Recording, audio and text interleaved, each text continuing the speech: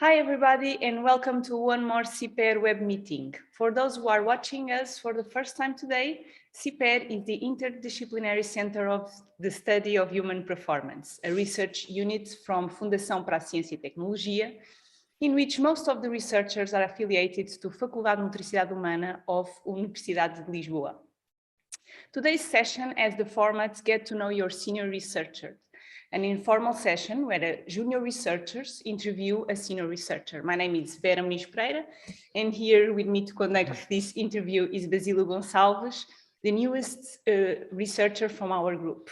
And it's a special pleasure for us to be here today interviewing Professor António Veloso. Professor António Veloso is a full professor at Faculdade de Motricidade Humana and the coordinator of the Neuromechanics research group from CPER.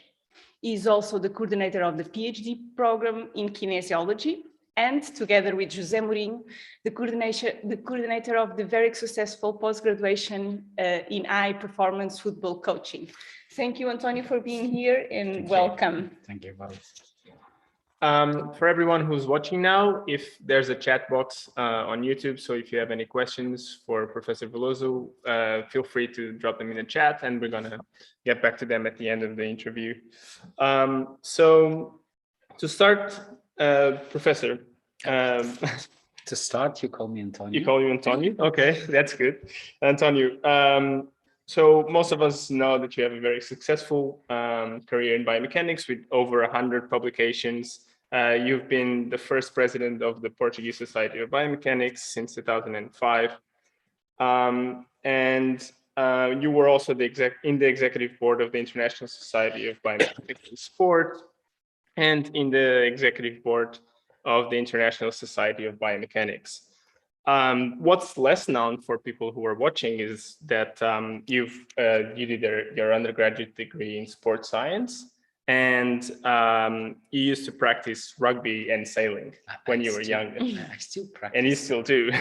Not rugby anymore. So that's a little bit something new for someone who's watching now.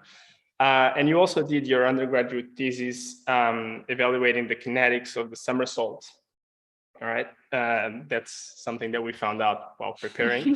But now that we know a little bit more about you, I have one question. Why did you choose sports science? Well, several things. I think when probably as a lot of young people, and your description, the thing that you just talked about me, I know that I'm old, but make me feel older, really old. Fortunately, my hair is not as gray as it could be, but yeah. Well, I think that, and this is something that I do tell a lot of young people, teenagers, basically they're from family or friends of my children, is that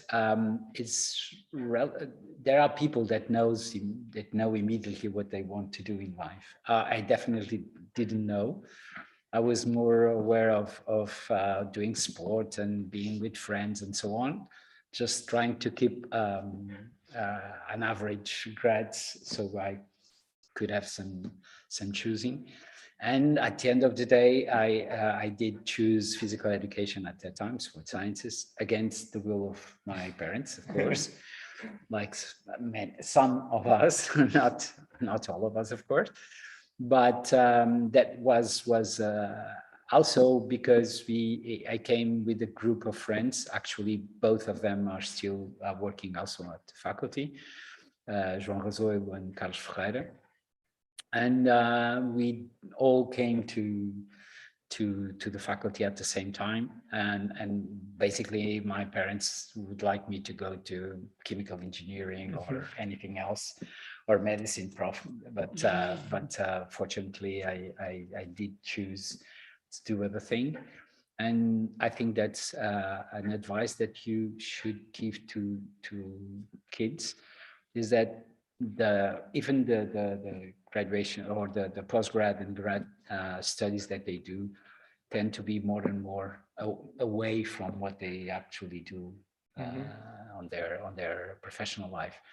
I think that people that knows me, it's common and you both have a background in physical education or sports, sports sciences. When you talk about with people about what you do on your day-to-day life in working, nobody believes that you'll have a degree in physical education to start with.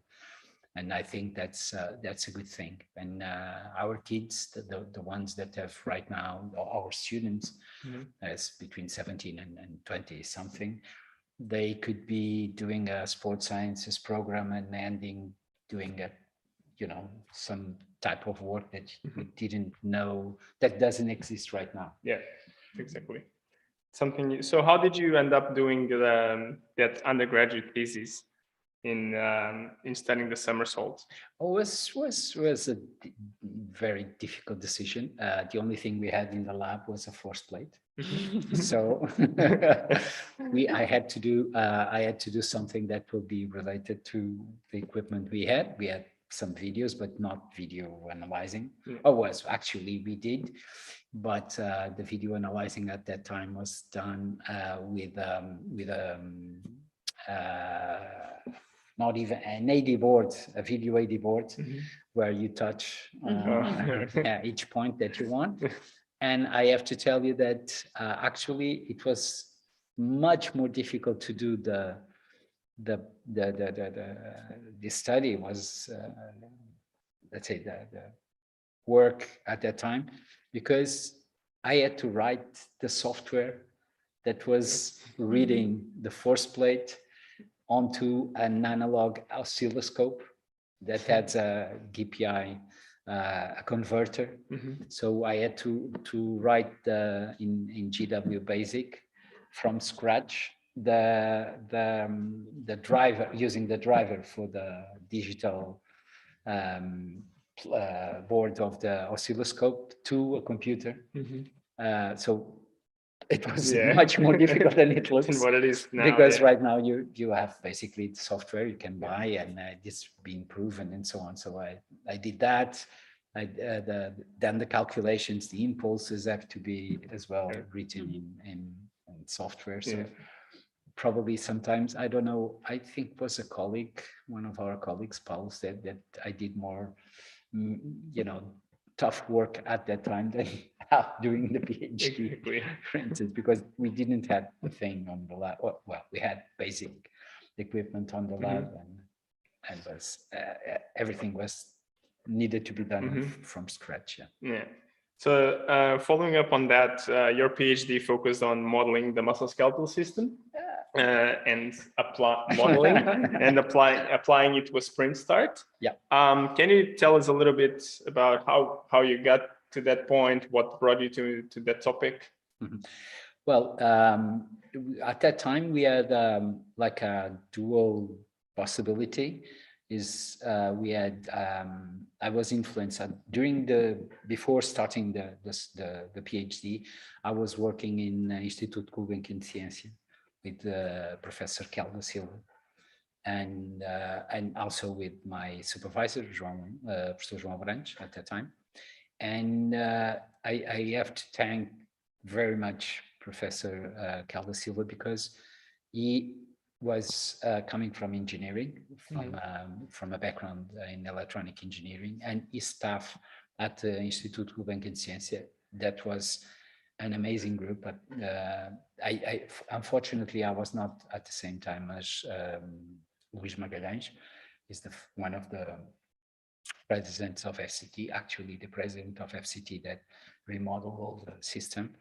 But it was a very, very good group of scientists in a research environment that is amazing. It is amazing now. Imagine how it was like. I will not tell you how many years ago, for obvious reasons.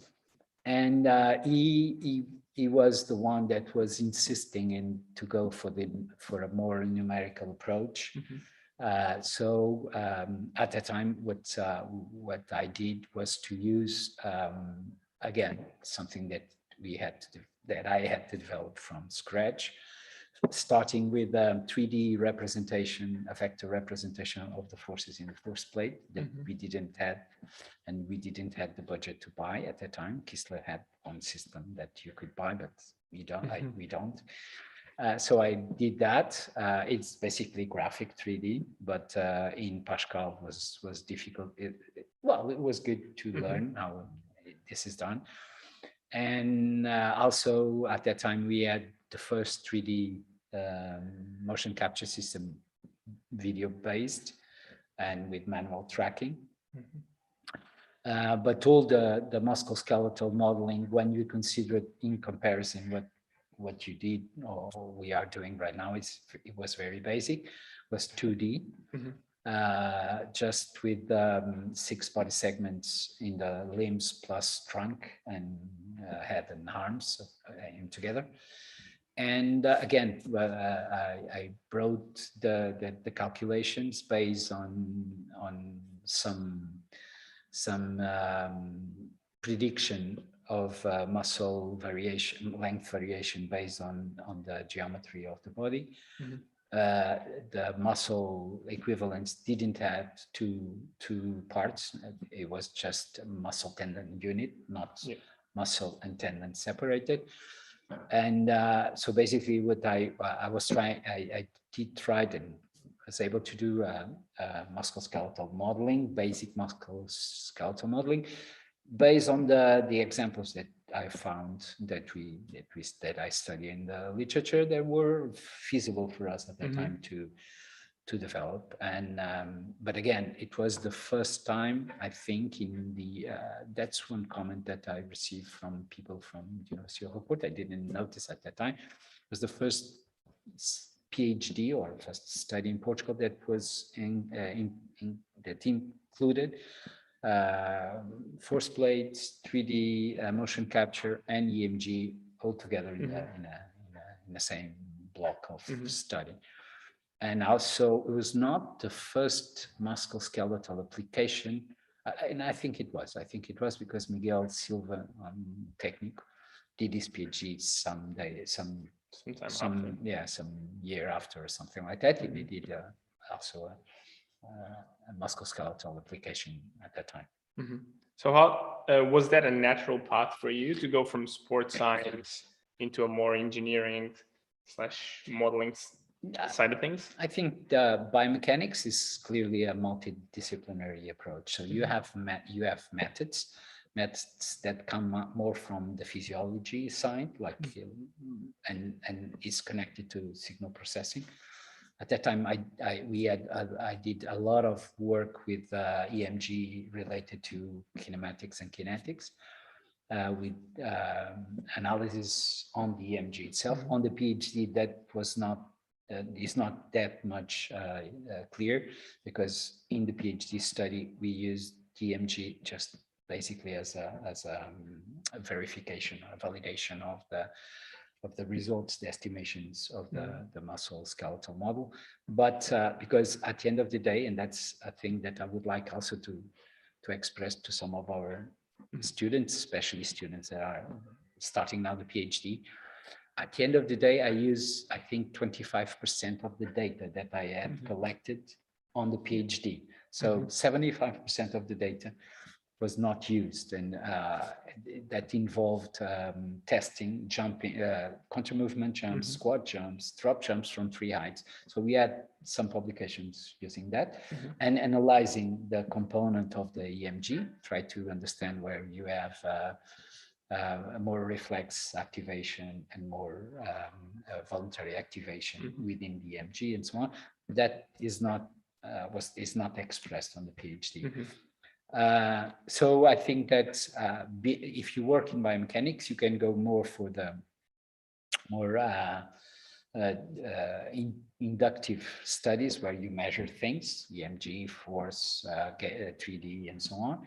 Or if you want to let's integrate things, I think until now the best method to integrate is using a more numerical approach, basically musculoskeletal.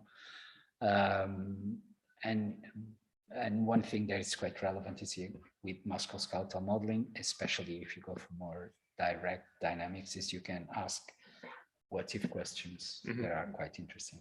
Yeah. So you had those questions, and that's what brought you to this type of approach.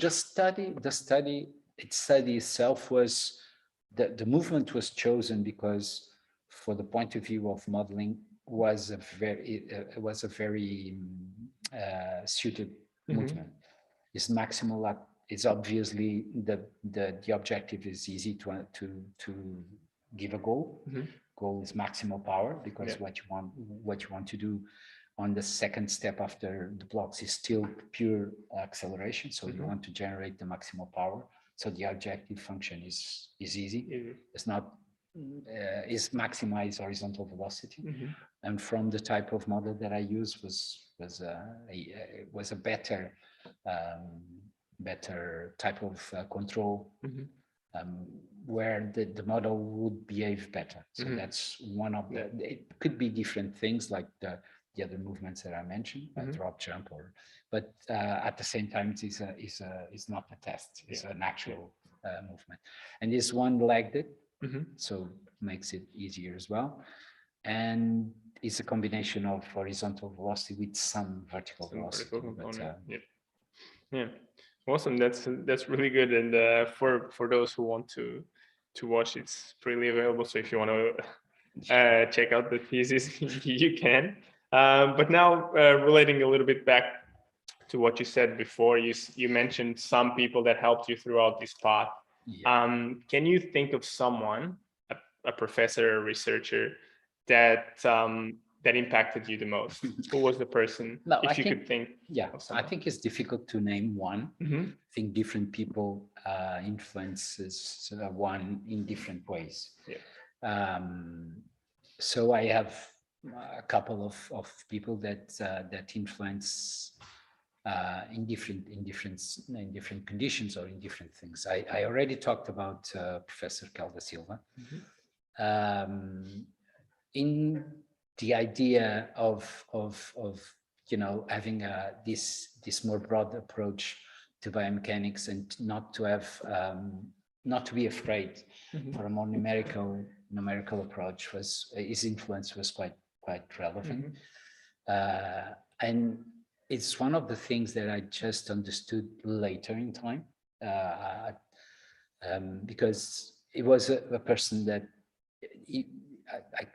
it was he had some years probably in advance to what we are the rest of the people was at that time. He had some difficulties in communicating some of the stuff, but he was really someone that trusted and pushed people. On the other end, similarly, Professor João Abrantes had some relevance as well, mainly because the fact that he influences me and to go to international meetings very early time.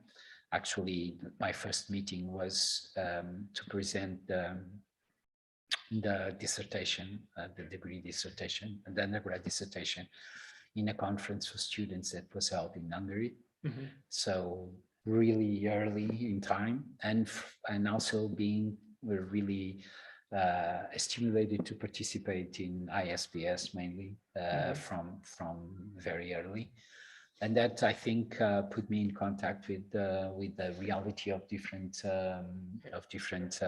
researchers and institutions.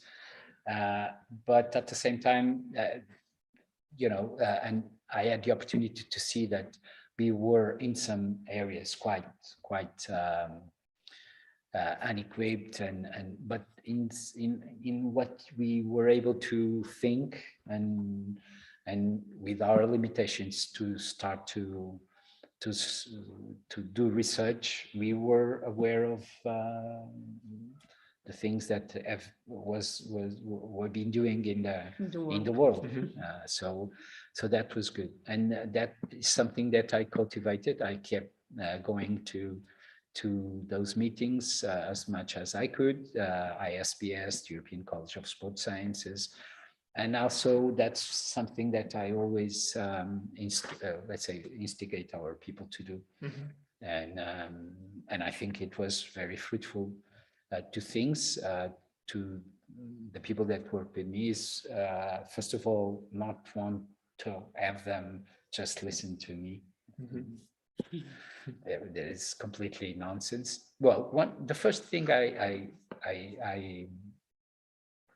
consider the more relevant thing I consider for building a team is you should build teams with people that are better than you. Okay, because they will push you up. It's a bit selfish, of course, but I think you have two types of leaders that want to climb the ladder, and if someone is climbing at their side, they step on their fingers.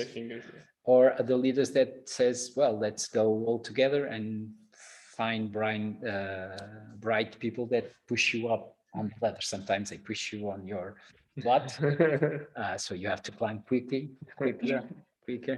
But it's a completely nonsense to try to find groups where you feel as being the smartest. This was a compliment to us, I don't know. Yeah, no, that's something that you learn with time. Is you should use all your opportunities to compliment people, especially people that work with you. Yeah, especially saying something that is true, because bad feedback or a feedback that, oh yeah, very good, but you don't feel that as being very good, it's almost offensive. Yeah, it's for sure. Thank you for that. We really appreciate that, especially in public. But you mentioned that you've had that chance to collaborate and go throughout this world. And one of the opportunities that you had was to collaborate with the International Society of Biomechanics. How did that opportunity come up? I have to go a step back. Sorry for that, for the structure of the interview. But I talked about two people that were not probably the strongest influence, but they were relevant at one time. But then I had a lot of other people that I can consider to be a huge influence and that I respect a lot. I will try to save the last people, the ones that are more relevant to the end. But there are some people that one good experience. One person that also had a good influence was Jan Cabri, that when he came to work with us and challenged by him, we went to several conferences, particularly a conference in Spain on the Iberian Society of Biomechanics, where I met I'm getting old and forgotten people's name. Stakov, Alex Stakov. It's a researcher from ATH that was on my master thesis when I made the 3D vector representation of. I was at that time working on running movement, particularly the position of the foot in running and related to running equipment. And Alex was one of the great better researchers on that area, on pronation, supination control and rear foot control. And I met him there.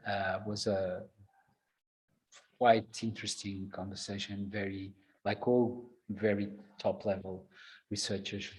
He was able to give a good advices, also being very supportive of the work, saying, yeah, well, this is an amazing work done with the means that you had, and pointing out some issues and some small details that were not correct. But but again, was a quite interesting influence at that time. The fact that I went there to present in English for the first time that this type of work, and doing it in front of someone that was one of the best researchers on the area at the time. And then I had a contact that was not direct, but was that I did by email. Yeah, I'm getting really worried. With Martin Bobert, with Martin Bobert, when I started to do the PhD, because I was following one of his, actually what he did on the thesis, he did it on quantum movement jumps and drop jumps. So I was following his steps a little bit.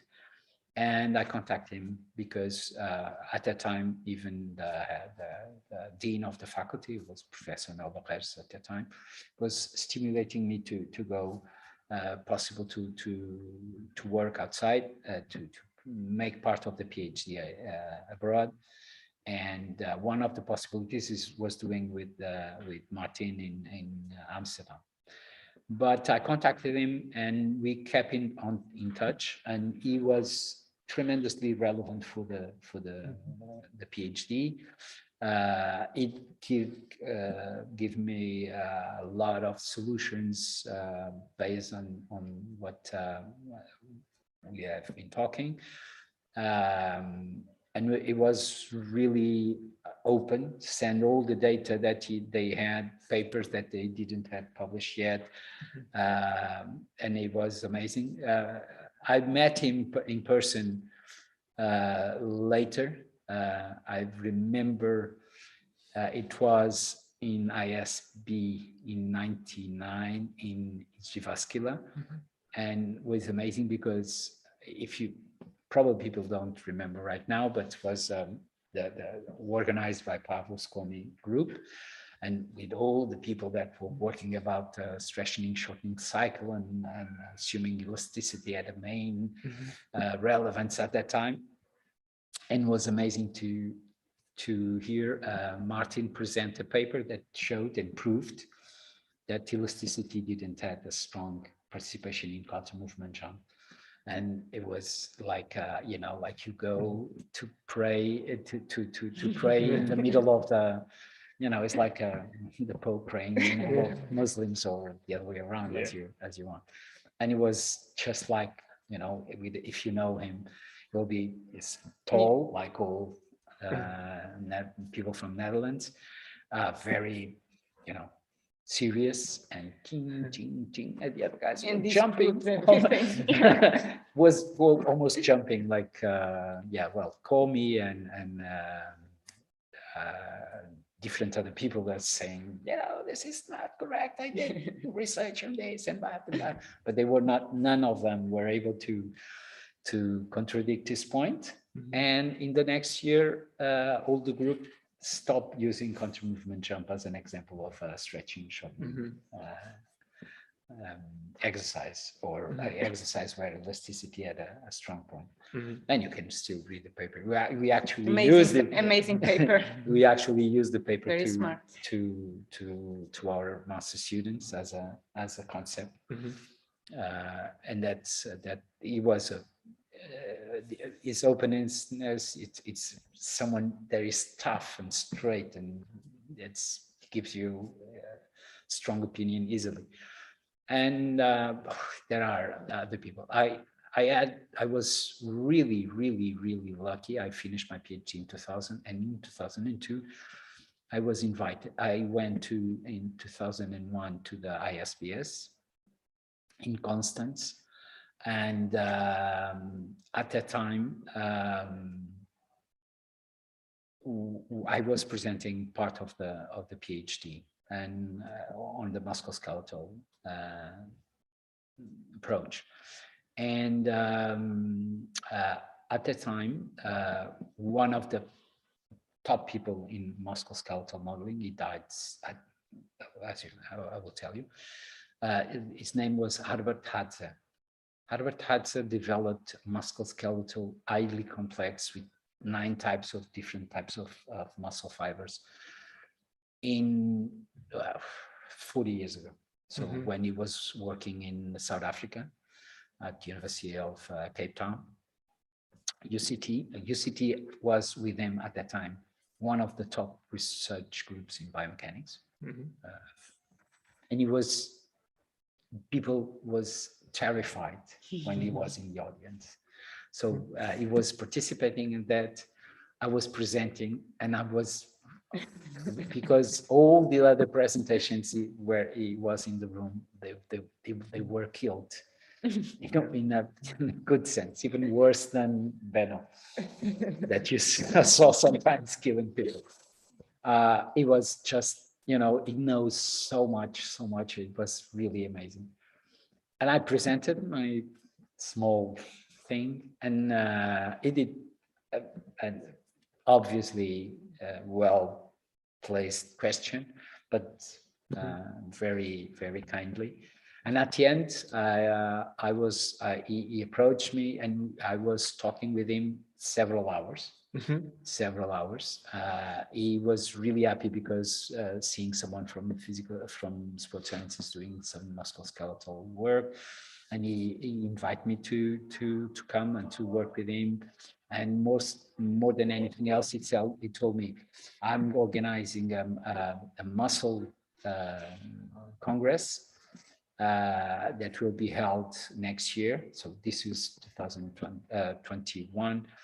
And so I would like you very much to come. There's not many people doing this type of thing in sports. So this is your contact. I will send you all the details.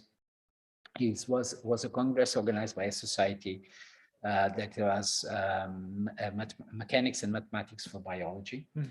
It's a small, they still hold conferences, and this was held in Lemnos in Greece, quite known right now because it's near the border with Turkey, and is where one of the places where the refugees run to. So in the August of 21, I received early 2022, received an invitation in January. You need to go, you can all the information. And I was really proud and sad, but I didn't have the idea who will be there. Unfortunately, he died. The conference was in September, and he died in early August. And the person that was in charge of that conference was, after his passed, was Walter Herzog. And anyway, because he was one of the top organizers, together with Morgan from Australia and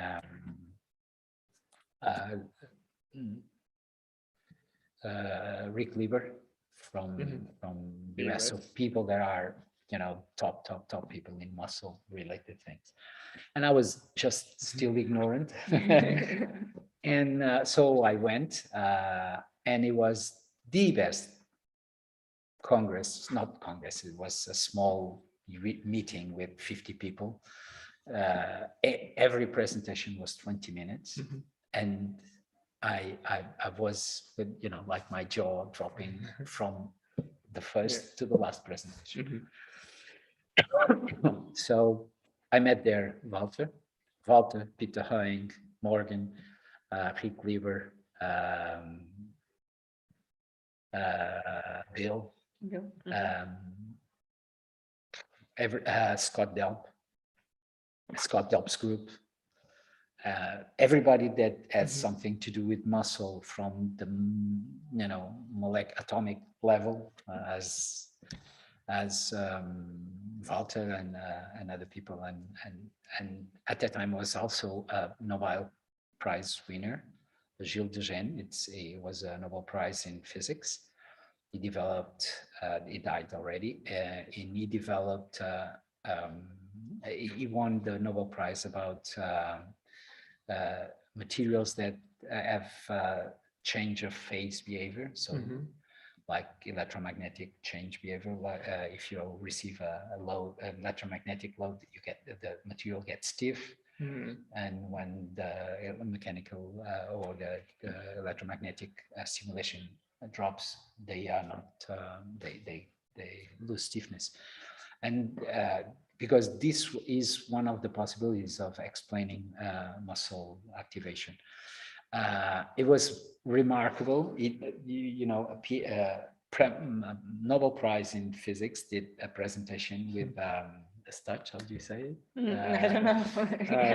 The transparent paper. Transparent and with open, clear, not one word written, and they sit over the overhead presenter, and he drew all the presentation doing sketches on the spot, and it was just 1 hour and a half plus should be half an hour, and after 1 hour and a half he said, I'm too tired, I'm sorry, I have to stop. So it was mind-blowing, and it was amazing opportunity.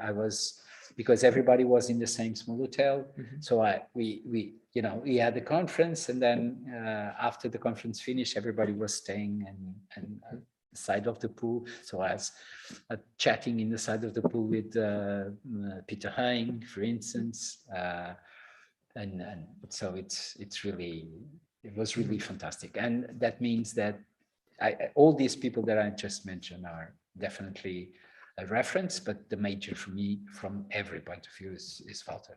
Walter Herzog was the one that invited me to participate in ISV, and is someone that biomechanics, is for me one of the best researchers I ever met. Fantastic professor, someone that any presentation is just, you learn so much. He gives the most complicated subject an easy way through, and we invited him to come so many times. He's always find the time to come and to be helpful and always has a good, he always starts, even if it's some criticism, always start with the good words, always find something good to say about some part of the work, or you just don't. If He's a teacher, he's a yes. teacher, it's fantastic. Yeah. So I talk too much, correct? no, that's fine, because you That's what we actually expected. end up answered the International Society question. So now we would like to talk about the evolution of the neuromechanics research group and of the biomechanics laboratory. But it goes with what you were saying, that when you start your thesis, you didn't have any equipment. So when I start here in 2006, I'm going to say the year anyway, we had, I don't know, two platforms, some video camera to do the 3D and see me, an EMG system, a cable one perhaps. And today the EMG system was developed in-house. Exactly. So we had at that time a technician, an electronic technician that did the amplifiers, the active amplifiers that we use, and that were connected to a box and with a cable to the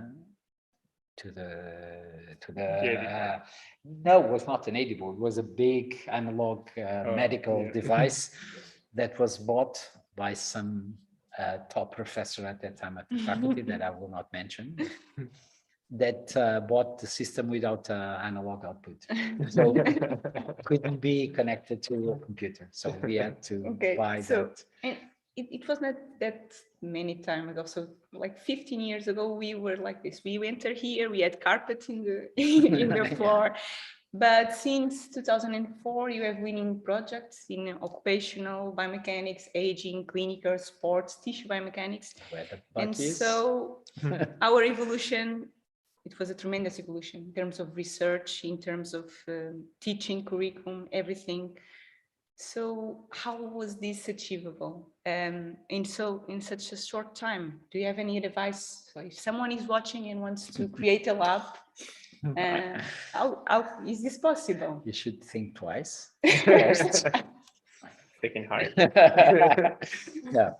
Well. Sorry, because nowadays we have, just to be clear, all the state-of-the-art motion capture systems, from EMUs to markerless, to the recent markerless system. So 5 force platforms, an EMG system would decompose the EMG signal. So this is like state of the art, very new, very novel. Yeah, well, how do we do it? How do we achieve this? I think some of that has to be is related to luck. One has to really admit that. Was also a period where the investment in science was growing in Portugal. But again, we first submitted a FCT project with, let's say, people that were young at that time in 99 together, but it was just in 2000 that was actually working or starting to work in the project in a project in ergonomics, in occupational biomechanics at Auto Europa. It was a project financed by the European Union on musculoskeletal not injuries, musculoskeletal perturbation related to work. At that time, we were able. At the same time, we also had the possibility to acquire a new EMG system with was still radio, not it was Wi-Fi based. So we were able to do a real experimental work within the Auto Europa, within the factories assembly line. Mm-hmm. They had a test room where they test car details on assembling, and they allow us to do that. So we moved a lab to there, still with video cameras, still with manual digitizing based analysis, but mm-hmm. already with some money to buy the EMG, and also to instrument some power tools they mm-hmm. used. And then we, at the same time, together with Cal da Silva, that was already here, we were able to buy Adams, the package for mechanical modeling. And we were able to do the first real 3D model that was published, and is one of the. It's not published in a journal. It's published in an abstract, but it's one of the most cited.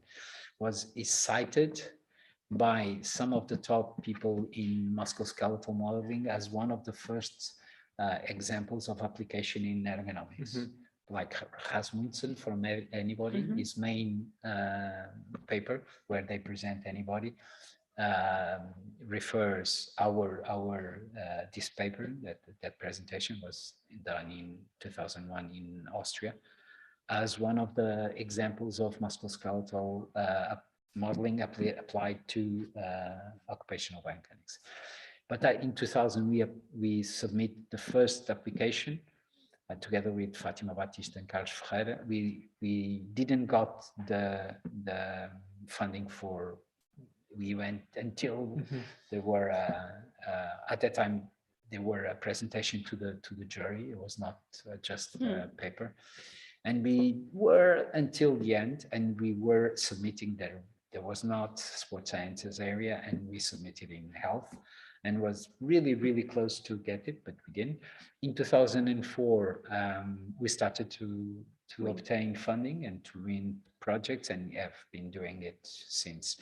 In 2004, we started cooperating with ICBAS from Porto, Instituto mm-hmm. Salazar, and also Biomaterial Lab of the Engineering School in Oporto. Mm-hmm. So in 2004, we won 2 projects. One where we did motion capture, and the prime researchers were people from the engineering school of Oporto, and we started to be the responsible researcher from projects. Also, the first one was on elderly locomotion. It's actually a way to start working with Vera, with Filipa. Let's say that was the start of the lab, and it was a bit of a dream at that time. And I thought that seeing the examples of some of our colleagues, like Professor Luchardinho, sometimes people look at other researchers and get envious. I thought at that time, being envious of what they were able to do is a bit stupid. Let's analyze what they do and do the same, because if they are able to do it, we could do it as well. So from that on, we won a lot of projects, and one thing that I'm very proud of is already. So we won in 2006, 2008, and keep winning. Was quite good that other people from the lab start winning as well. Paulo, Rita, Filomena, and now Sylvia. It's really, really relevant that other people is able to run and even if you don't win for some reason, submitting and having a very good ranking on the projects is really, really relevant, because it's a learning process as well.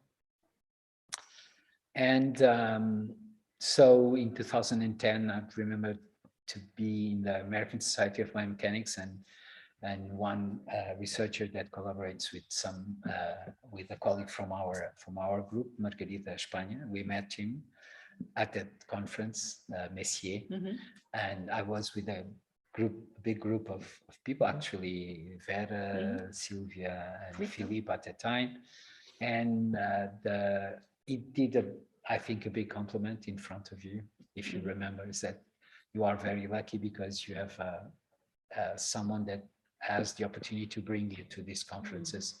Sometimes people don't have or choose not to do it. And I think that's I try to push them, not that they need to be pushed. Usually they push me, which is good, remember that.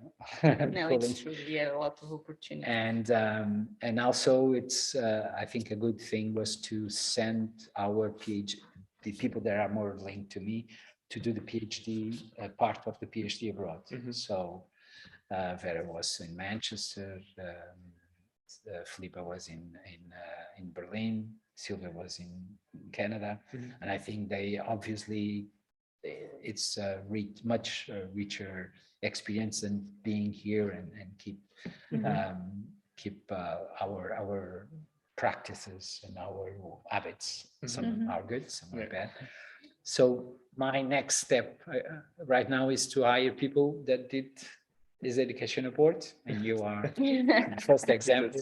I think that it's really important that Portuguese young people that went outside to do the PhD can have the opportunity to come back and have a position, because it's should be the most frustrating thing is when you invest as you did or other people do, and then arrive to Portugal and see that all the places are occupied by people that are in the system, and I think it's bad for everybody. Considering all these projects, occupational, aging, tissue biomechanics, which one do you connect the most, and which one do you think it has currently the greatest social impact? So community, industry. Yeah, well, I think what I felt as being the emotionally more impact was when we start to work with children with cerebral palsy. I don't mean that is the work that we did that is more relevant or that is new or where we are, the more expert on, but to see children that were not able, that could are in risk of not being able to walk by themselves, and that could end up in a wheelchair, and looking at some of the opportunities we had to be with our fathers near the surgical room was mind-blowing. And the fact that in Portugal we don't have a systematic gait analysis evaluation that we know has been proven that is highly relevant on their surgical procedure plan it's awful. And we tried to do, we did already a substantial number of evaluations without charging one dime, because we know that there are no ways to pay that. And fortunately, we were rewarded with the last project we were able to won. We did it in in medical engineering, not in sport. And the reason is I was strategic. I was looking at what we were developing. It first, our strategy was that probably would be more not relevant, but people that the jury that was appreciating those projects will feel more related to what we would like to do is, as you know, because you will be is to try to use models to estimate what will be the best treatment for the surgical intervention with these kids. In biomechanics, now one of my favorite questions, our methods are in general difficult, requiring high specialized staff. Data collection takes a lot of time, sample sizes are therefore small, and these has sometimes prevent us from having this higher social impact that we want. So what do you have which advice do you have to young researchers which are doing their thesis in biomechanics to accomplish a high impact in this area? What should we strive for? Well, I think the balance between, first of all, I think it's really difficult to have an social impact if you don't build a good lab that could provide services and could provide research that could have some impact. I think that there are specific areas where we are now on that, a little bit on that stage of trying to have impact in application. And sometimes people tend to think that sport application is not socially relevant, but or as social relevant. But I think in that area of injury prevention and sharing, developing some better understanding of some mechanisms of injury, and also how people can use some of the data that we are able to gather for practical application is, I think I do believe that we will make an impact in the next years, particularly because we have been